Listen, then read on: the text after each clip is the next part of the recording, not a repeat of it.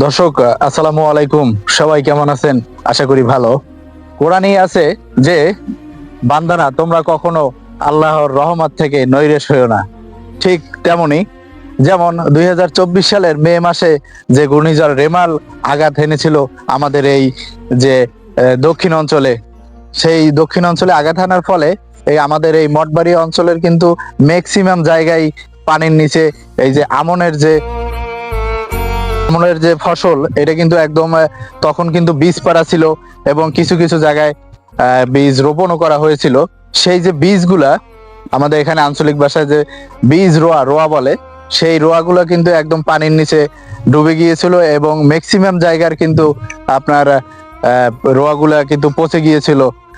অনেকেই ধারণা করেছিল, সাধারণ কৃষক যারা যারা এই যে এখানে স্থানীয় ভাষায় বলে যে বান্দা বান্দা রাখে, তারপরে প্রীতিবশত জায়গা রেখে যারা এই হাল চাষ করে, তারা কিন্তু অনেকটা আর কি ডিমোটিভেটেড হয়ে গেছিল, যে তারা আশা হারিয়ে ফেলেছিল হয়তো তাদের এই ফসল আর কোনোদিনও এতে কোনো ফলন আসবে না। কিন্তু আল্লাহর রহমত কিন্তু, বান্দার চেষ্টা যেখানে শেষ, আল্লাহর রহমত কিন্তু সেখান থেকেই শুরু হয়।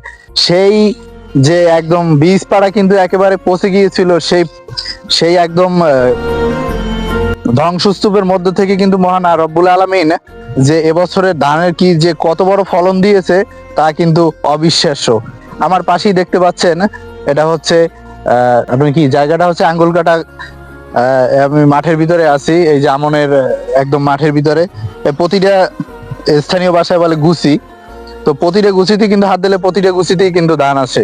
এরকম যে মহান আব্বুল আলমিনের রহমত, রহমত থেকে কিন্তু আসলে কখনোই মানুষ নৈরাশ হওয়া উচিত না। ওই সময় কিন্তু অনেক কৃষককে দেখা গেছে যে তারা এই এই পরিস্থিতি দেখে, তাদের এই যে বীজ পাড়ার অবস্থা দেখে কিন্তু একদম অনেকে কান্নাকাটি করছে, যে হয়তো একদম শেষ হয়ে গিয়েছে। হয়তো তাদের এক বছরের যে এই এর মাধ্যমে যে তারা তাদের বছরের যে খোরাকিটা আসে, সেটা কিন্তু একেবারে মনে করছে যে শেষ হয়ে গেছে। আসলে না, মহান রব্বুল আলমিনের রহমতে কিন্তু এবার আমনের ব্যাপক ফলন হয়েছে আমাদের এই মঠবাড়িয়া উপজেলায়।